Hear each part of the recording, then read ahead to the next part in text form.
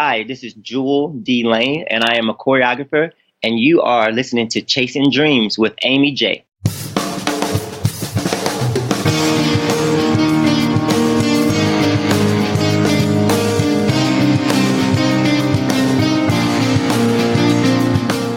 Welcome to Chasing Dreams podcast with Amy J. Amy believes that realizing a life without regrets is achieved by taking chances, chasing your dreams, making moves, and overcoming your doubts. The Chasing Dreams podcast will help you overcome life's obstacles, believe in your potential, and inspire you to face your fears. And now here's the woman who is passionately pursuing her dreams, Amy J. Hey Dream Chasers, this is Amy J, and thank you so much for tuning in to episode 144 of Chasing Dreams. Today's episode is sponsored by our Patreon campaign supporters, to whom I am eternally grateful for their kindness and generosity. Thanks to all of you for supporting my mission to inspire, equip, and empower people to chase their dreams. For more information on our Patreon campaign, and or if you'd like to donate $1 a month to help keep the show going, you can learn more at amyj21.com/Patreon. So guys, it is June, which means it is Pride Month. And in honor and recognition of Pride Month, I am stoked to bring you today's guest. Please welcome Juel D. Juel is an American dancer, choreographer, filmmaker, and one of Dance Magazine's 25 to Watch. Most recently, Juel was a featured dancer in NBC's Jesus Christ Superstar Live in Concert, which aired on Easter 2018. It starred John Legend, Brander Victor Dixon, and Sara Bareilles. From October 2017 to March 2018, Alvin Ailey American Dance Theater's second company, Ailey 2, toured Juel's piece Touch and Agree around the world. And currently, dancing with Bessie Award-winning Camille A and dancers, Juel's dance films Just Another Day, How to Kill a Ghost, and When the Beat Drops showcase his multi-talented choreographer's dynamism. He has taken some time out of his busy day of being a choreographer to come on the show and share his story. And I had such fun with it, guys. So without further ado, here it is. Juel, good morning. How are you doing today? Good morning. I'm doing well. No complaints. Feeling good. Feeling rejuvenated. That's awesome. I mean, I would hope so after your performance in Jesus Christ Superstar in 2 months ago, I think, by the time this airs. Phenomenal. Yeah. Phenomenal. Thank you so much. Thank you. Are you recovered from that? You know what? I don't think you can really recover from it because you feel like you're still on a high because it was so exciting and so new for me. So I think I'm still on a high with it, and I'm okay with that. Well, so this is where you are today. You had an amazing high. You probably still riding it and have more in store for you. And I can't wait to talk about that. But let's go back to young Juel. Okay. When you're trying to figure out what you're doing and, you had severe anxiety as a child. Was that just people? Was that school? Was that life? I think it was just a combination of everything. Because when you're young, you're trying to figure out the world. And I think for me, the anxiety was a combination of just being really nervous and not really knowing who I was. And it wasn't until I started to listen to a lot of music, watch a lot of shows, and I got really involved in the arts. And that was the one thing that I knew that kind of broke that anxiety spell. And I tell people all the time, I had anxiety like a normal teen would have. But once you start to figure out what you like and what really drives you, then the anxiety kind of evaporates. Now, had you tried different things trying to overcome the anxiety, or just were you a kid who did workshops and cooking classes and stage and this was the one that worked, or did you just luck out that dance was the first thing you tried and it was kismet?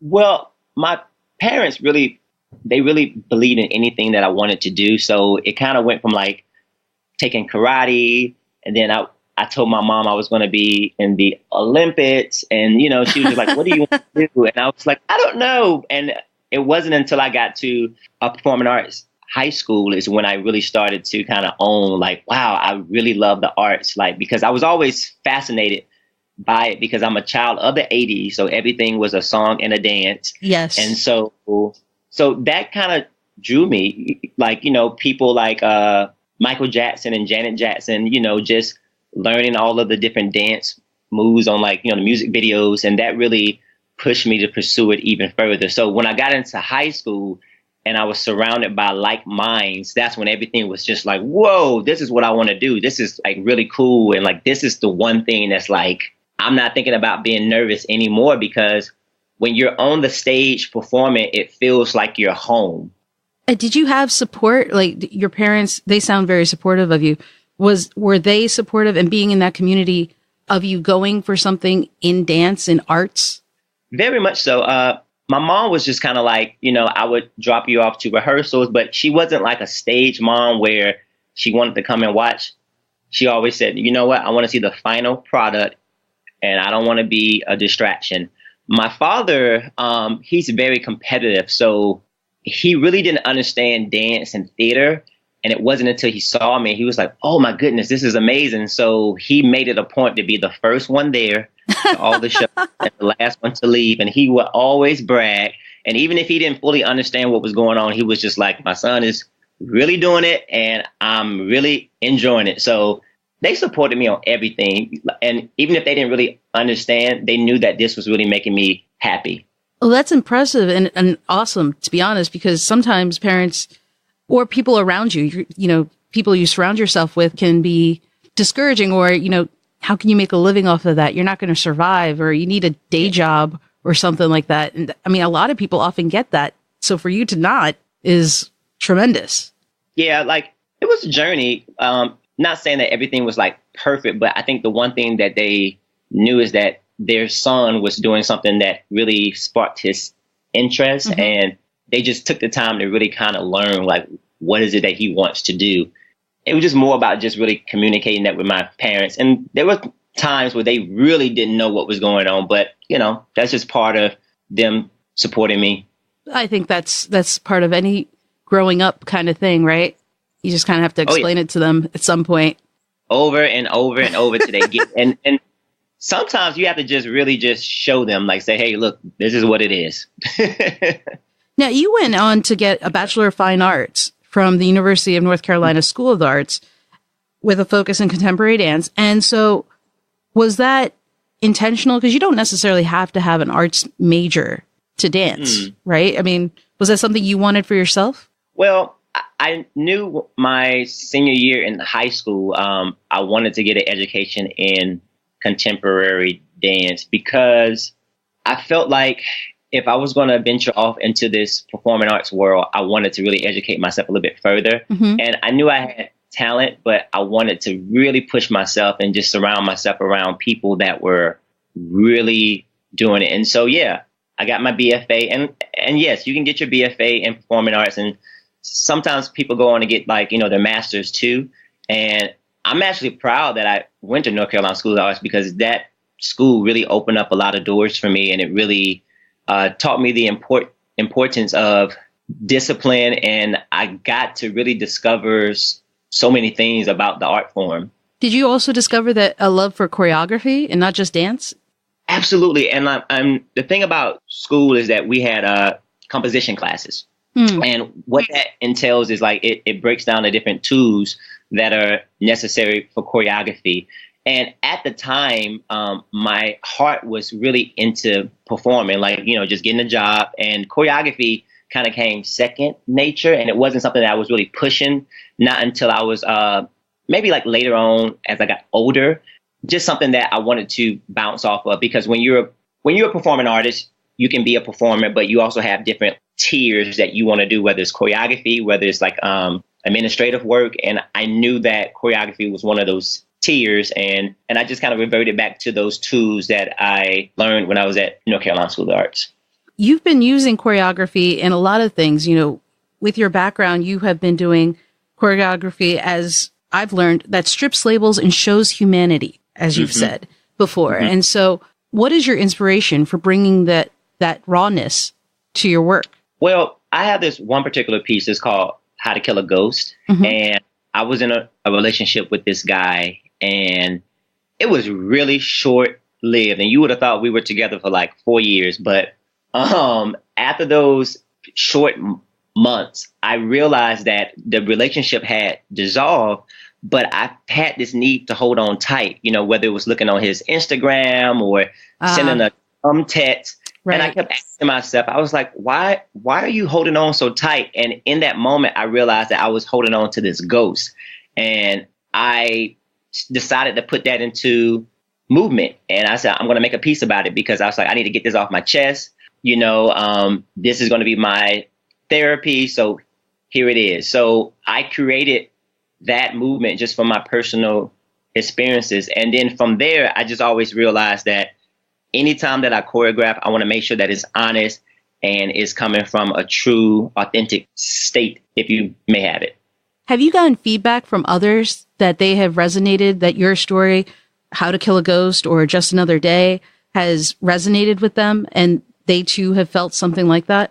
Oh, yeah. Like, I get in conversations all the time where people are like, Juel, I was with my girlfriend or my boyfriend, and I had to let them go. And, I was trying to hold on tight to them. So it always sparks a conversation. And I think when people kind of see like, yeah, this is what I'm going through too, it helps. And I think that's one of the good purpose that the arts do, is it serves as a blueprint or some kind of catalyst where people can kind of see themselves or see their stories being portrayed out. So yeah, I've had some great feedback.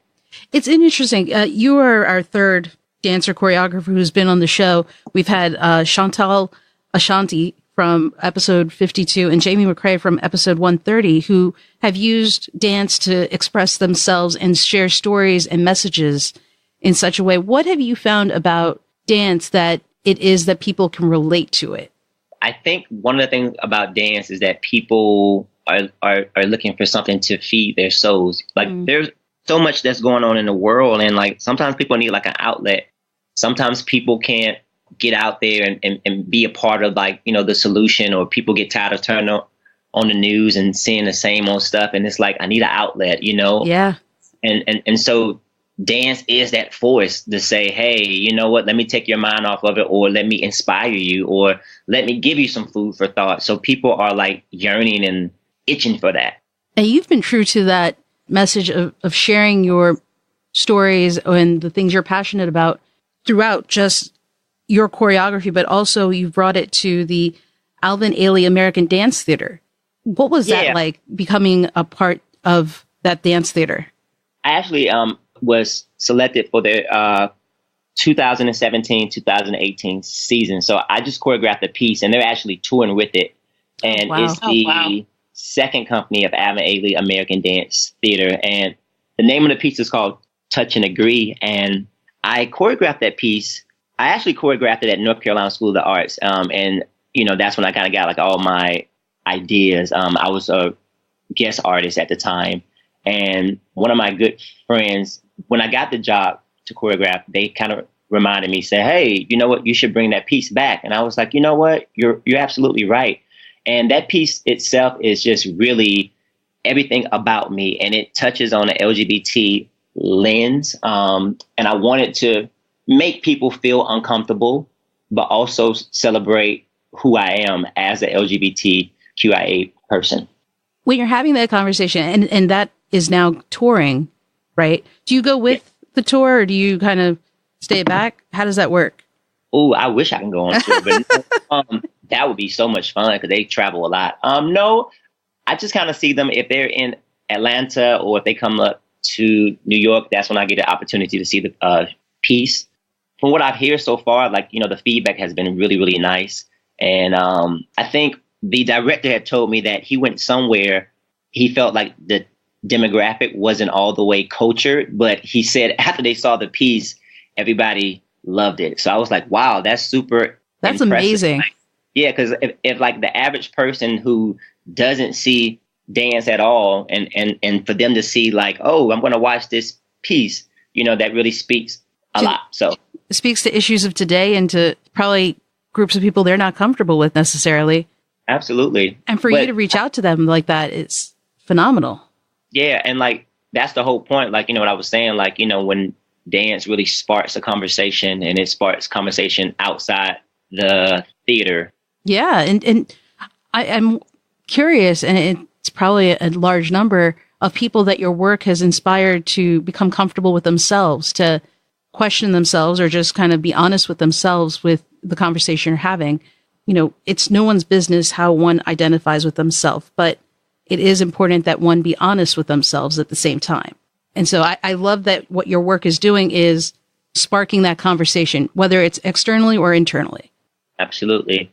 That is the goal. And like, that's something that I truly pride myself in. And I'm always trying to figure out what is going to be the next piece that I choreograph, because it's like, it's like I've had all these experiences and it's like so much more that I can really talk about. So yeah, so it's really good. And it's really good just for like me. And it kind of serves as a healing process as well, too, because a lot of people don't get to go to therapy all the time. And sometimes that this becomes very therapeutic for me as a choreographer.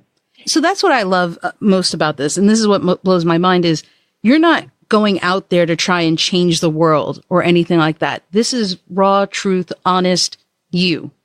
Yes. And by doing that, you're still having an impact on society, even if it's not intentional. Well, I hope so. Because outside of that, you're also, you don't stray away from political concepts or, yes. What's happening in the world. Because you're right. You turn on that TV, it's the same thing you see. I mean, because honestly, if I see some more negativity, I'd love to see positivity or just something in a different, right? Yes. Yes. It's just a lot. And so for this to happen, and then, for you to have the experience of being on Jesus Christ Superstar, people are like, hey, that Juel guy, he does amazing things. Let me watch him here. And then wherever else you go. And it's like a ripple effect. But, you're having these amazing experiences. Can you talk about how Jesus Christ Superstar came about? Did you audition? Did your friend call you? What happened? Sure. Well, the choreographer, Camille A. Brown, I actually danced with her company.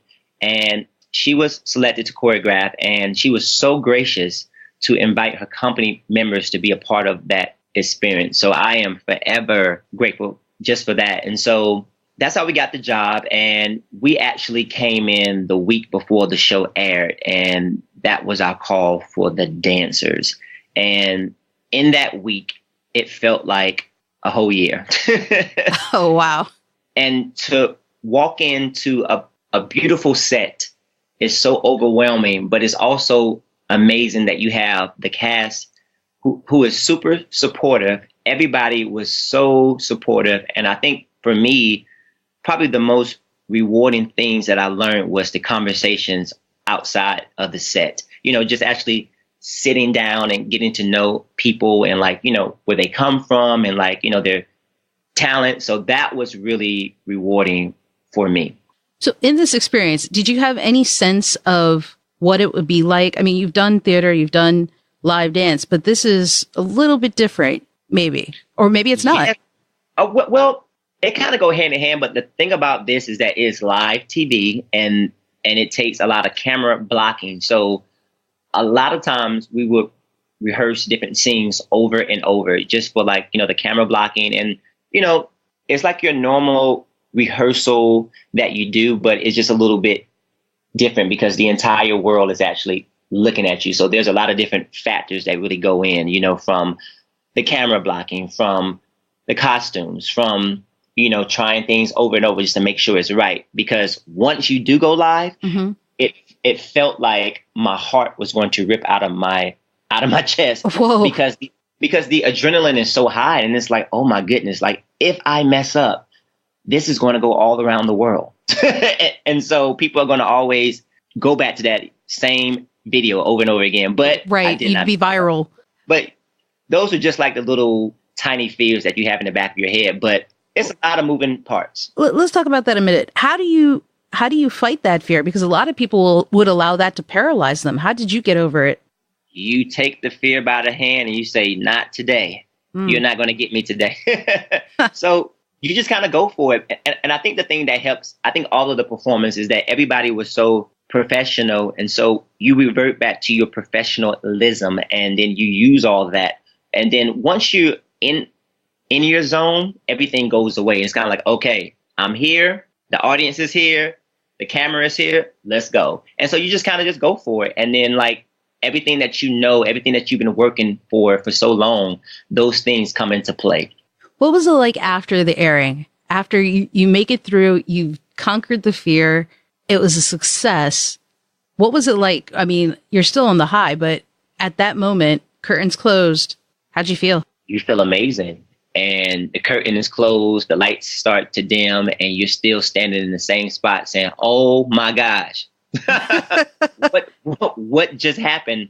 And, you know, I don't know. I think we were just all really proud of ourselves. And I was just proud to be a part of something that was so monumental. And I do believe that, you know, we had a cast party and, you know, everybody had a good time. But the thing that kind of stuck with me is that it pushes you to work hard and pushes you to want more.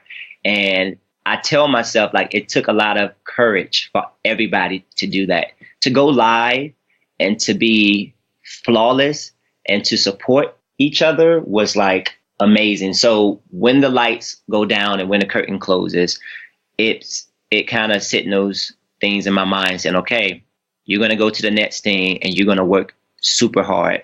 This is like definitely your inspiration for that next project, teaching gig, whatever it may be. You're going to push yourself even further. So I'm not sure, when you got your degree, when you started doing this full-time dancing choreography, did you have a list of goals? Was even performing live like this one of them, or just a special bonus? You know, that's a good question. I think, well, now that I know, once I left school, I definitely wanted to dance with some companies. And I knew choreography was there. But in the back of my mind, I always said, ooh, I would love to be on TV one day, you know. And I think one of the people I wanted to dance background for was like, you know, Michael Jackson, of course. And like probably Janet is up there too. But TV was on there. It just was like, it wasn't at the top of the goals, but I knew this year, I actually made like a vision board and I actually put that on there. And I was like, commercials, TV, don't shy away from it. So that was on the top of my vision board goals for this year. How awesome is that? You met that in like 4 months. I know, right? I was like, listen, I tell people all the time that a vision board works. Like it works. Like it could, because it forces you to say what you want every day. And I am a strong believer that you have to speak things into existence all the time. Well, you said something interesting though, you know, TV commercial, don't shy away from it. Do you think you were shying away from it before? I think so, because I think I got a little too comfortable just as a concert dance performer and as a choreographer. And, you know, just like anybody else, you get you doubt yourself. And I was like, I don't know, you know, if I could really do that. It's like a little voice in the back that says, I don't know. And then the other voice is like saying, you know what, you can do it. You just shine away from it. It's just one of those things where I said this year, I won't shy away from it, because I think you have to do things that scare you in order to implement more growth, you know, just for me as an artist. And I knew that was one of the things that kind of scared me. And so when you're presented with this opportunity to be on it, it's like, wow, I conquered one of my fears. Yeah. Does that mean that if another opportunity comes up, you won't hesitate because now you've been there, done that? Oh, yes, absolutely. I'll be ready for it. Let's go. Let's go. If anybody's listening, Juel's ready for encore. Let's go. Well, so what else can we expect from you moving forward? Do you have other goals that you think, you know, aren't normally in your vicinity, but if you had pushed, maybe we could see it in the next year or two? I will always say that, you know, I'm walking in this lane that I've already created myself, whether it's choreography, teaching, performing, and also implementing dance on film. So I think for me, it's about challenging myself and pushing myself to outshine a little bit better. So I'm in competition with myself. And I think one of the biggest things I really want to work on is just kind of develop my dance films a little bit more. I haven't been really focusing on it too much, but it's never left. It's just, for me, just taking the time to kind of develop them even further. So that's one of the biggest things that I want to really work on a little bit more. And in addition to that, I have another piece that I choreographed on Dallas Black Dance Theater, which is called How to Kill a Ghost, which we talked about before. Right. That's actually, they're doing that on tour as well. So I have a piece with Ailey and I have a piece with Dallas Black. And so they both are touring. I'm also going to be doing a lot of teaching this summer. And the one thing I do like about teaching, it inspires me to like push myself to do more choreography, and also like working with the young people just to kind of give back and also really learn from them too. And so I'll be doing all those things. And in addition to dancing with Camille A and dancers as well. So yeah. You're in Atlanta. Yes, ma'am. You know, a lot of people find or have said, maybe incorrectly, I could be one of them, that most of the work is in New York or LA. Have you had any struggle with that? I mean, clearly you're working, but have you ever thought, I need to move? You know, what's interesting is that I lived in New York for about 8 years. Mm-hmm.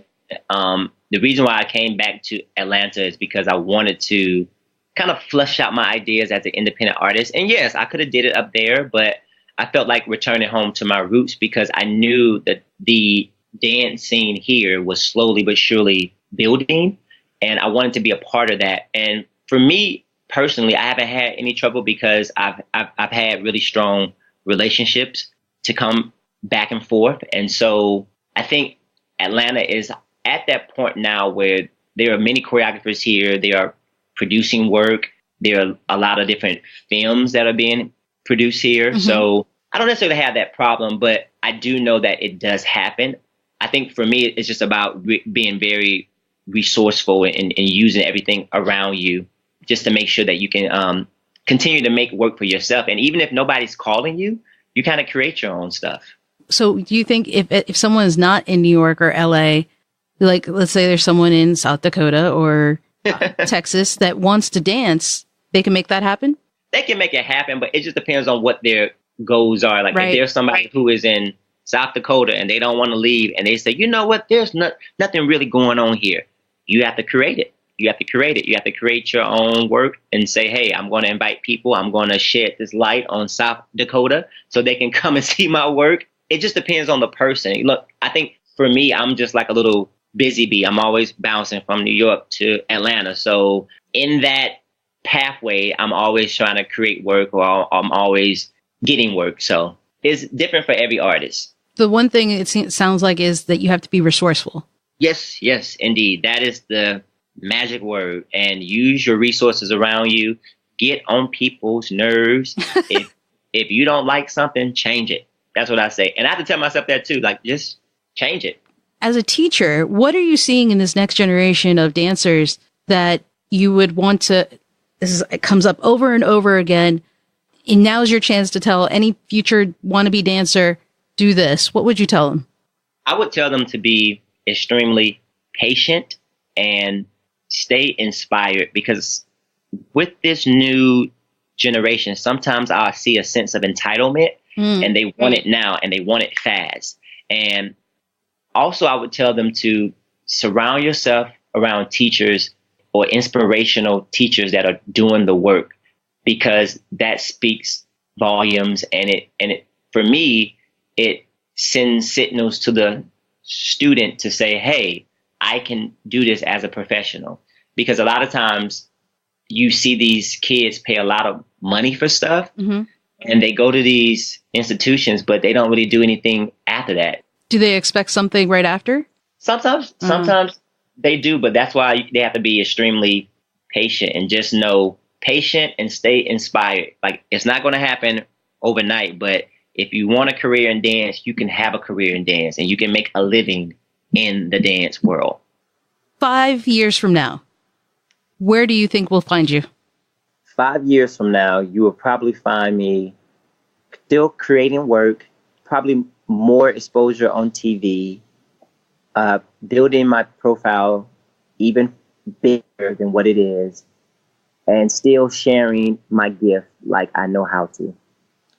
Juel, I can't thank you enough for sharing your gift as you are right now, because I think what you're doing is helping make the world a better place and inspiring others with what you do. So thank you. I mean, One day at a time. Absolutely. Well, thank you for coming on the show and sharing your story. I do appreciate it. Thank you for having me. This was fun. And guys, that was Juel D. He is doing some fantastic things, and I'm so happy for him. You guys can learn more about Juel and find all the links we mentioned on the show notes page at amyj21.com/episode 144. That's episode 144. Until next time, guys, keep chasing. Thank you so much for listening to Chasing Dreams. Amy would love to connect with you and hear all about your pursuit of chasing your dreams. Connect with her on Facebook, Twitter, or Instagram via @ChasingDreamsHQ. Or you can find Amy on Twitter @AmyJ21. That's AIMEEJ21. Be sure to visit headquarters over at ChasingDreamsHQ.com for more inspiration, motivation, and resources to help with your own dream chase. We hope you'll join Amy next week, and until then, keep chasing.